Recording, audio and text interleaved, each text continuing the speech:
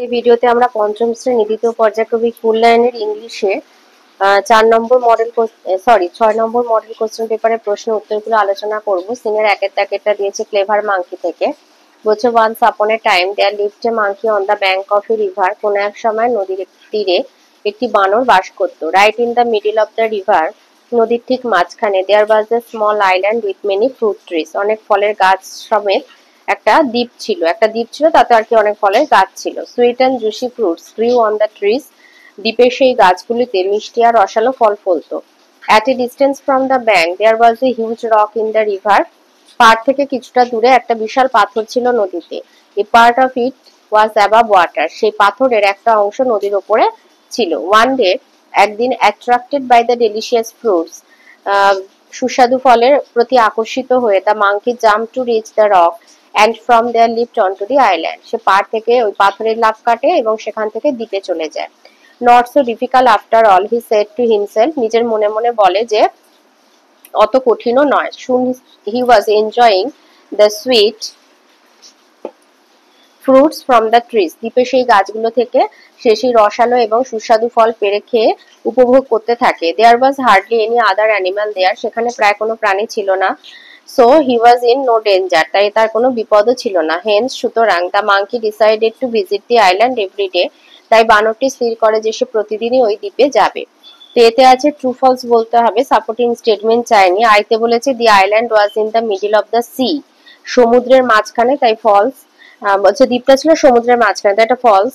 Number 2, the fruits of the island were very sweet to eat. বলছে দ্বীপের গাছে যে ফলগুলো হতো সেগুলো খুব মিষ্টি খেতে, ট্রু।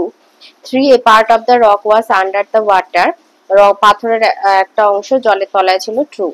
বি তে আছে তিনটে প্রশ্ন। আইতে বলেছে where did the monkey live, বানরটা কোথায় বাস করত। এই লাইনটা লিখে দেবে যে the monkey lived, মাঙ্কিটা আগে করে দেবে, monkey lived on the bank of a river. The monkey lived on the bank of a river. 2 তে দিয়েছে what was so attractive to the monkey, বানরটির কাছে কি আকর্ষণীয় ছিল। The sweet and juicy fruits on the trees were attractive to the monkey. 3 তে দিয়েছে why was there no danger for the monkey on the river island, নদীর ওই দ্বীপে বানরটার জন্য কোনো বিপদ ছিল না কেন। এই লাইনটা লিখবে যে there was hardly any other animal there, so he was in no danger, বা হিটা তুলে মাঙ্কিও বসিয়ে দিতে পারো, so the monkey was in no danger. Number 2 যেটা দিয়েছে বলেছে an elephant's trumpet, এটা উইংস থেকে দিয়েছে। বলছে মানে হাতির যে ডাক, all of a sudden puzzled us, হাতির চিৎকার আমাদের সবাইকে হঠাৎ করে অবাক করে দিয়েছিল, হতভম্ব করে দিয়েছিল। we were quite astonished to see 4 elephants in chain. তো আমরা খুবই অবাক হয়ে গেছিলাম 4টে হাতিকে চেন দিয়ে বাঁধা দেখে। in the cages we saw wild animals and lioness, খাঁচার ভেতরে আমরা বন্য সিংহ এবং সিংহীদের দেখেছিলাম with their cubs, তাদের বাচ্চা নিয়ে রয়েছে।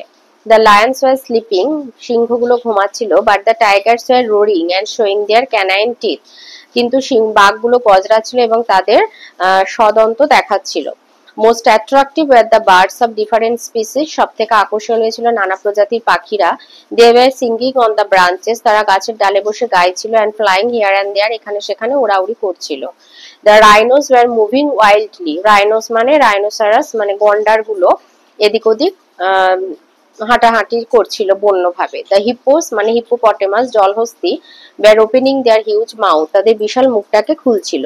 তো এতে একটা চার্ট দিয়েছে, বলেছে ফিল আপ করতে। বলছে এখানে অ্যানিমালস এর নাম বলতে হবে, অ্যাক্টিভিটিস হচ্ছে মুভিং ওয়াইল্ডলি, তো রাইনোস।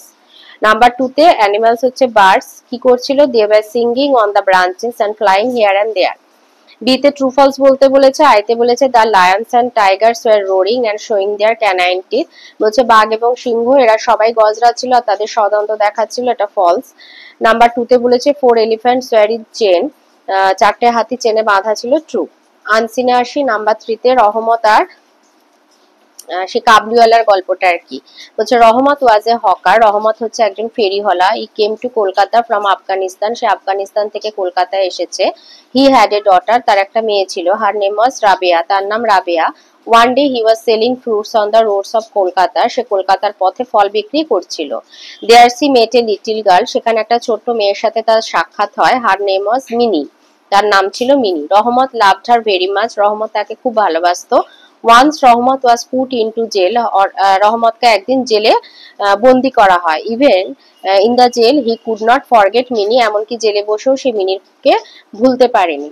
এতে আছে ট্রু ফলস বলতে হবে। আইতে বলেছে রহমত মেট মিনি ইন আফগানিস্তান, বলছে রহমতের সাথে মিনির দেখা হয়েছিল আফগানিস্তানে, তাই এটা ফলস। নাম্বার 2 রহমত ওয়াজ পুট ইনটু জেল, রহমতকে জেলে বন্দি করা হয়, এটা ট্রু। বিতে দিয়েছে তিনটে প্রশ্ন, আইতে বলেছে হু ওয়াজ রাবেয়া, লিখবে রাবেয়া ওয়াজ রহমতস ডটার। নাম্বার 2 তে বলেছে ওয়্যার ডিড রহমত কাম ফ্রম, কোথা থেকে এসেছিল, রহমত came from Afghanistan. Number 3 what was রহমত সেলিং, রহমত ওয়াজ সেলিং ফ্রুটস। গ্রামারে আসে, এখানে ভার্বের তিনটে ফর্ম লিখতে হবে, eat ate eaten, put put put, add added added, run ran run. 5 এ দিয়েছে অ্যাপ্রোপ্রিয়েট WH ওয়ার্ড বসাতে হবে। আইতে বলেছে where will you go in the puja vacation, কোথায় যাবে। WH ওয়ার্ড হচ্ছে where, when, what, who, how, এগুলো। আর নাম্বার 2 হবে why did not you call me. 6 এ দিয়েছে make sentence following words using their past form. আইতে হবে গো এর পাস্ট ফর্ম বসাতে, went, I went to my friends house yesterday. Number 2 তে হবে see saw, I saw a bird in our attic. 7 এ দিয়েছে fill in the suitable adjective দিয়ে বসাতে হবে, এখানে অপশন আছে কোনটা যেটা সেটাই বসবে। আইতে হবে there are many classrooms in our school. আর নাম্বার 2 তে হবে we have a small flower garden. 8 এ আনসিন প্যাসেজ থেকে সিনোনিম লিখতে হবে, প্রিজন হবে জেল, অ্যাডোরড হবে লাভড। 9 এ দিয়েছে মাদারকে নিয়ে একটা প্যারাগ্রাফ লিখতে বলেছে, ইওর মানে মাই মাদার লিখবে, my mother is the most loving and caring person in my life, সব থেকে ভালোবাসার এবং যত্নের ব্যক্তি হচ্ছে আমার মা আমার জীবনে। She works hard to take care of our family, আমাদের পরিবারে দেখাশোনার জন্য তিনি অনেক পরিশ্রম করেন। And always supports me in everything I do, আর আমি যা করি মা আমাকে সাহায্য করে। শি কুকস ডেলিশিয়াস ফুড, সুস্বাদু রান্না করে। Helps me with my studies, পড়াশোনায় আমাকে সাহায্য করে। And teaches me good values, এবং জীবনের যেগুলো মূল্য, স্নেহ ভালোবাসা এই সমস্ত বিষয় আমাকে শিক্ষা দান করে। I love her very much.